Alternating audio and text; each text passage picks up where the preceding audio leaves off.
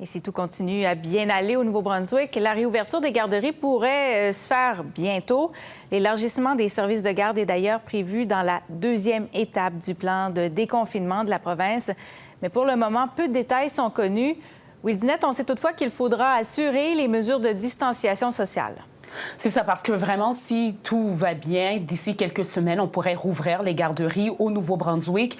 Le gouvernement qui dit qu'il faudra continuer à suivre les mesures de santé publique, mais on n'a pas dévoilé avec précision quel sera le plan. Tout est sur la table, dit-on. On pourrait, par exemple, voir une diminution du ratio éducatrice-enfant. Voici le ministre Cordy. Les choses qu'on regarde, c'est comment est-ce qu'on peut assurer la sécurité des enfants et aussi ceux et celles qui travaillent dans les garderies. On a besoin d'assurer la distance sociale. C'est difficile avec un jeune de 2-3 ans. Les petits ne comprennent pas les règles comme ça. Ils ont l'inclinaison de toujours grimper sur toutes les choses, incluant les autres enfants et aussi les adultes. Alors, on essaie de développer, avec aucun précédent, les guides de sanitation, d'hygiène.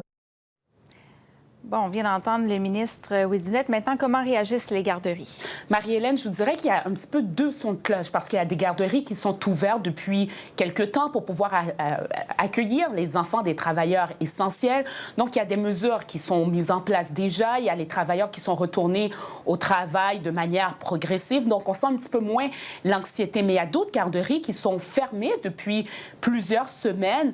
Donc là, on va plus vers l'inconnu. Oui, on a hâte de pouvoir accueillir les enfants, mais reste qu'on attend avec impatience les directives du gouvernement.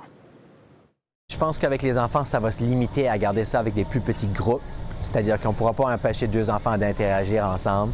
C'est la façon qu'ils comprennent et qu'ils se développent au niveau socio-affectif. Ceux qui sont dans le combat de rue qu'on va appeler là, depuis 4 semaines, 5 semaines, on est déjà habitués. On s'attend d'avoir soit des directives sur les tailles des groupes, peut-être qui sera différentes, ou on s'attend plus de désinfection, peut-être réarranger les jouets pour que ça soit plus facile justement à nettoyer à chaque jour. Fait qu'on se demande aussi